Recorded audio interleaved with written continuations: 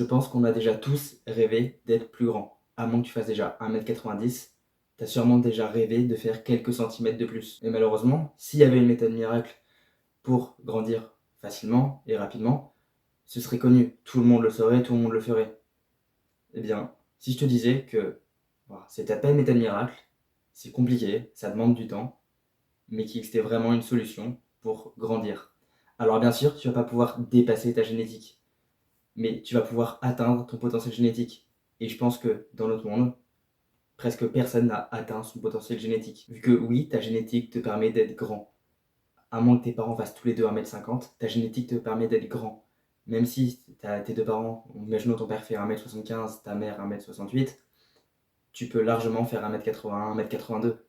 C'est largement dans tes capacités génétiques. Juste, tu fais n'importe quoi, donc tu n'atteins pas ton potentiel de croissance que ta génétique te permet. Et plus tu fais ça jeune, plus tu as de chance de te rapprocher de ce potentiel génétique. Par exemple, moi, j'ai presque 17 ans, je m'y suis pris tardivement, j'ai déjà dépassé mon pic de croissance principal, donc maintenant, je suis sur une croissance plus lente, donc malheureusement, je vais pas faire 1,85 m. Mais au moins, cette croissance, je suis sûr qu'elle va pas s'arrêter avant un bon moment. Alors que si je faisais n'importe quoi, que j'appliquais pas les méthodes que je vais vous donner, ça se trouve, elle s'arrêterait dans 2 ans. Et je ferais. Et là, je suis entre 1,76 m et 1,77 m. Ça se trouve, j'arrêterai à 1,78 m. Alors je peux peut-être dépasser le 1,80 m, même peut-être faire 1,82 m. Alors bien sûr, je ne vais pas prendre 3-4 cm en un an, sachant que mon pic de croissance est déjà passé et que je n'ai pas réussi à l'optimiser vu que je me suis pris trop tard. Mais en 4-5 ans, je peux atteindre le 1,80 m. Et toi aussi, c'est largement possible. Surtout si tu es encore en pleine puberté, si tu es au milieu de ta puberté, ou même avant, reprends ta vie en main, vraiment, regarde cette vidéo jusqu'au bout et applique toutes les méthodes. La règle d'or pour pouvoir maximiser ta taille, c'est la santé. Et oui, c'est tout con, mais vraiment, si tu maximises ta santé, si tu cherches vraiment à optimiser ta santé, tu vas grandir. Si ton corps est dans une situation d'abondance, tu lui donnes absolument tout ce qu'il a besoin, tu mets dans une situation de santé irréprochable, il pourra juste se concentrer sur son propre développement et grandir. Et une meilleure santé, ça implique une accélération du métabolisme. Donc, tous les processus métaboliques se feront plus vite. Division cellulaire, croissance osseuse, tout ça se fera plus rapidement. Donc, tu vas juste grandir plus vite et sur le même temps de croissance que si tu n'avais pas optimisé ta santé, donc accélérer ton métabolisme. Vu que tout se fait plus vite, dans la même durée, tu vas prendre plus de taille, tu vas grandir plus. Et puis, en optimisant ta santé, il n'y a pas que la croissance comme bénéfice. Tu vas avoir un meilleur système hormonal, donc tu vas prendre plus de muscles, une meilleure libido, tout sera mieux dans ta vie. La santé, vraiment, c'est la base de tout. Que tu fasses du sport ou même des disciplines plus intellectuelles. Par exemple, si tu veux devenir joueur d'échecs, en bonne santé, tu auras juste de meilleures capacités cognitives. Mais du coup, c'est aussi valable dans le monde du sport. Imaginons que tu fasses par exemple du tennis, tu progresseras beaucoup plus facilement si tu es en bonne santé, que ce soit directement par de meilleures performances physiques, mais aussi dans l'apprentissage qui sera plus rapide, vu que, comme pour les échecs, tu auras de meilleures performances cognitives. Donc la croissance n'est pas le seul bénéfice de la santé. Donc vraiment, tu as tout intérêt à vouloir optimiser ta santé. Mais donc, comment est-ce qu'on optimise notre santé? Vu que c'est un peu flou quand même, à part se dire faire de l'activité et manger sainement, c'est pas très clair, c'est pas très précis. Donc, comment est-ce qu'on optimise notre santé réellement? La santé, elle repose sur plusieurs piliers selon moi. Donc, le premier, c'est le sommeil. Si tu ne dors pas correctement, tu ne peux pas être en bonne santé. Imagine quelqu'un qui dort 2 heures par nuit, imagine-le physiquement, tu n'imagines pas cette personne en bonne santé. Ce n'est juste pas possible d'être en bonne santé si on dort mal, si on ne dort pas correctement et pas assez. Donc, comment est-ce qu'on dort correctement? Comment on fait pour avoir un bon sommeil de qualité? La première chose, c'est de dormir assez. Si tu dors, comme j'ai dit, si tu dors que 2 heures, tu n'auras pas assez de sommeil. Vise au moins 7 heures de sommeil. Si tu peux aller jusqu'à 9, c'est encore mieux. Après, si ton corps ne demande pas de dormir autant, ne le fais pas. Mais tu verras que en optimisant tout le reste, ton corps va demander de dormir la quantité qu'il a besoin. Imaginons que tu n'arrives pas à dormir plus de 5-6 heures. En réglant ta santé, ton corps va naturellement te demander de dormir un petit peu plus. Et si tu es en pleine adolescence, tu vas même peut-être avoir besoin de dormir encore plus, peut-être 9-10 heures. Après, si t'as vraiment un sommeil très réparateur, un sommeil très efficace, je vais parler un peu plus tard de comment avoir un sommeil efficace, tu auras moins besoin de dormir, vu que chaque phase de sommeil profond sera plus efficace. Donc maintenant, comment on fait pour avoir un sommeil profond efficace, un sommeil de qualité.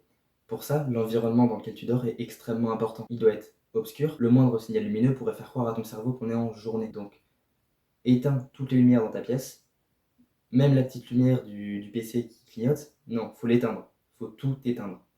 Aucune lumière. L'idéal est aussi d'être dans une pièce fraîche. Je vous dis pas de dormir dans une pièce à 10 degrés. Là, au contraire, ça va être plus compliqué. Mais dormez pas dans une pièce à 22 degrés. L'idéal est entre 16 et 18 degrés. Pour dormir correctement, il est aussi important de respecter son cycle circadien. C'est-à-dire qu'on a un cycle naturel de sommeil qui est calé par rapport au soleil. C'est-à-dire quand il fait jour, on est actif, quand il fait nuit, on dort. Mais ce cycle, il a des signaux externes qui viennent de l'environnement pour être réglé correctement. Donc si on ne fait pas ce qu'il faut, je vais vous dire ce qu'il faut faire après, mais si on ne fait pas ce qu'il faut, ce cycle circadien se dérègle, et c'est là par exemple qu'on peut avoir du mal à s'endormir, faire des insomnies, dormir moins que ce qu'on a besoin, plus que ce qu'on a besoin, et avoir des phases de sommeil profond qui ne sont pas efficaces. Pour régler son cycle circadien, il faut se caler par rapport au soleil. C'est le soleil qui permet à notre cerveau de savoir quand est-ce qu'il fait jour, quand est-ce qu'il fait nuit. C'est pareil, logique.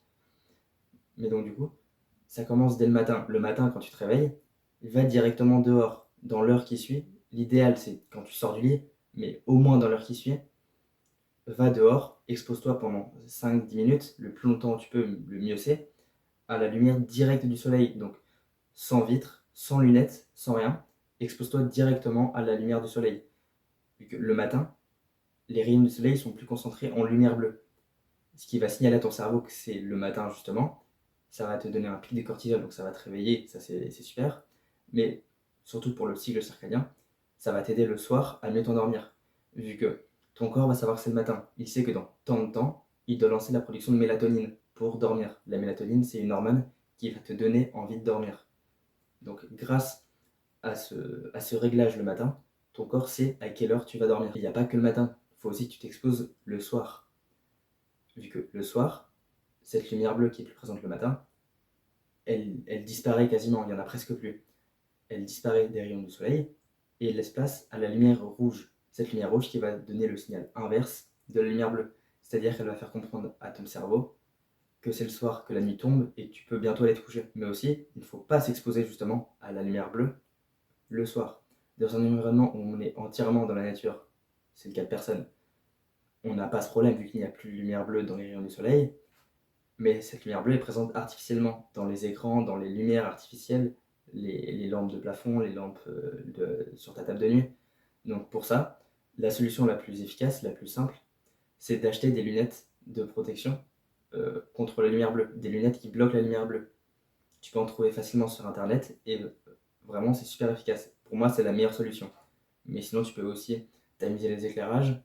Euh, si tu passes un éclairage à la bougie, les bougies, ça dérègle pas le cycle circadien, donc c'est bon, tu peux. Bon, ça me paraît un peu chiant à faire, mais tu peux. Tu peux mettre des filtres rouges sur les écrans. Je sais pas si sur tous les téléphones, mais dans les paramètres, tu peux aller dans les filtres de couleur et juste tu mets un filtre rouge que tu actives le soir. Le cycle circadien qu'on vient de voir est lié au deuxième pilier, le soleil. C'est important de s'y exposer pour le cycle circadien, c'est-à-dire régler ton sommeil, mais c'est aussi important pour d'autres raisons en lien avec la santé, notamment ta production hormonale. Si tu es un homme, tu as besoin de testostérone, les femmes aussi d'ailleurs, en moindre quantité, mais tous les conseils que je vais donner là par rapport aux hormones sont valables pour les femmes aussi, ça va juste les régler, mais dans le bon sens pour elles. Genre, ça va juste mieux régler le rapport œstrogène-testostérone pour les femmes, et donc nous aussi, mais en faveur de la testostérone. Donc bref, expose-toi au soleil dans la journée, quand le soleil est au zénith, au moins 30 minutes tous les jours. Le contact du soleil sur ta peau va, à partir du cholestérol qu'il y a dans ton corps, générer de la vitamine D.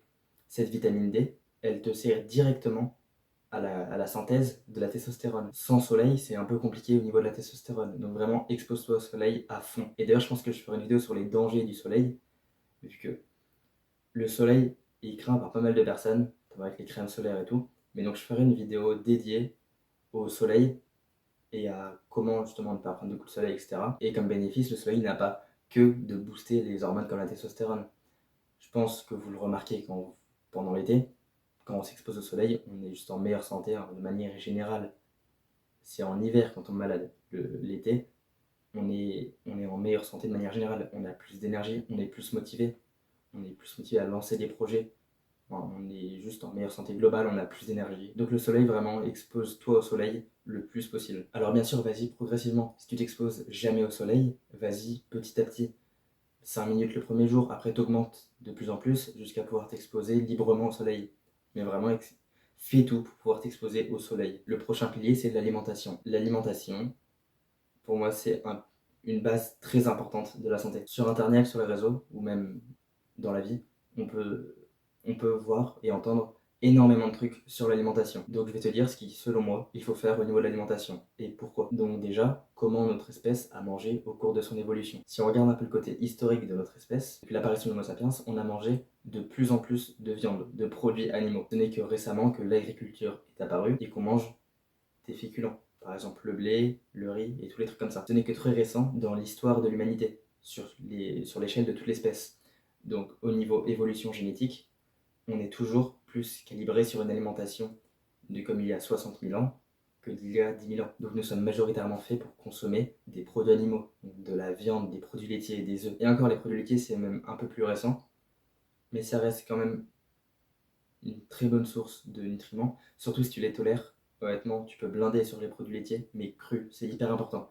Les produits laitiers pasteurisés sont pro-inflammatoires, c'est-à-dire qu'ils causent de l'inflammation dans le corps. Ils ne sont pas digérés correctement. Donc si tu tolères les produits laitiers crus, tu as plus de chances de tolérer des produits laitiers crus que pasteurisés. Mais donc si tu tolères les produits laitiers crus, vraiment blinde là-dessus. C'est un aliment en or. Et la dernière catégorie d'aliments, c'est les fruits. Les fruits, c'est la source de glucides par excellence. En plus, c'est des mines de nutriments aussi. Pas autant que la viande, mais il y a énormément de nutriments tout de même. Et ça, pour moi, c'est la meilleure source de glucides, les fruits. Et les glucides sont essentiels pour justement aller chercher ce mode d'abondance. En l'absence de glucides, le corps il est un peu en mode survie. Donc il va ralentir son métabolisme, donc la croissance, ce qu'on cherche à maximiser ici dans cette vidéo. Donc supprimer les glucides, c'est vraiment pas une bonne idée, surtout si tu cherches à maximiser ta croissance. Il y a des gens qui, sur des régimes sans glucides ou avec presque aucun glucide, arrivent tout de même à finir très grand. Mais c'est pas une raison pour se dire que c'est la meilleure chose, la chose la plus optimisée pour grandir. Non, au contraire, tout au contraire. Les glucides sont un signal d'abondance pour le corps. Donc tu veux des glucides. Et n'aie pas peur de ce sucre. N'aie pas peur du sucre des fruits, du miel, du sirop d'érable. N'aie pas peur de ce sucre. Vraiment, c'est un sucre qui va même accélérer ton métabolisme. Ne peux juste pas finir diabétique en mangeant que des fruits. Et donc tous ces aliments, ça rentre dans l'alimentation qu'on appelle l'alimentation ancestrale. Tout simplement parce que c'est l'alimentation, une alimentation basée sur comment nos ancêtres mangeaient. Donc du coup l'alimentation ancestrale, je récapitule, c'est donc la viande, donc viande rouge, abats. Surtout les abats, il y a énormément de nutriments. Donc ne mange pas que des abats ou que de la viande rouge. Varie entre les deux, vu que les deux sont assez complémentaires. Mais si tu prends par exemple dans les abats, je pense qu'un des meilleurs abats, c'est le foie de génisse. Ça contient de ces nutriments, vraiment, c'est ahurissant. Si tu regardes sur internet la quantité de nutriments et la variété de nutriments que ça contient du foie de génisse, vraiment, tu vas être choqué. Donc, varie entre viande rouge et abats, de ruminants, c'est mieux, les abats. Donc, varie entre viande rouge et abats, des œufs, des produits laitiers, crus et des fruits. Et dans les fruits, avec les fruits, tu peux aussi rajouter sirop d'érable et miel. Tu peux aussi rajouter quelques féculents comme du riz blanc par exemple ou des pommes de terre si tu les tolères bien. Mais c'est vraiment pas obligatoire. Avec une diète ancestrale à 100%, sans rajouter de féculents, tu n'auras aucune carence, tu seras en parfaite santé. Et ce qui est tout aussi important dans l'alimentation, c'est de manger 100% clean. Tu ne peux pas te permettre de manger 80% ancestral, donc correctement, et 20% où par exemple, tu vas te faire un McDo de temps en temps. Si tu veux vraiment maximiser ta santé, mange clean à 100%. Ça te permet d'éviter toutes les toxines végétales, les perturbateurs endocriniens, par exemple les phyto et les xénoestrogènes, toutes les sources de stress oxydatif direct, comme par exemple le tabac et l'alcool. Tout ça, ça mène à une baisse du métabolisme. Donc si tu cherches à augmenter, à accélérer ton métabolisme, c'est littéralement comme si tu faisais des pas en arrière vers ton objectif. Et on le rappelle, une accélération du métabolisme est en quelque sorte synonyme d'une accélération de la croissance. Aussi, une très mauvaise idée dans l'alimentation, c'est de faire un déficit calorique. Je te promets, je peux t'assurer que sur un régime ancestral, tu peux manger autant que tu veux. Ouais. Dépasse pas tes signaux de satiété évidemment, mais tu peux manger à ta faim, autant que tu en as envie. Tu ne vas pas prendre un pet de gras. Vraiment, tu ne vas pas prendre de gras. Je fais 57,5 kg. Je mange plus de 3000 calories par jour. 3000 calories. Si je vais sur une application pour calculer mon maintien calorique, ça donne un truc du genre 2400-2500.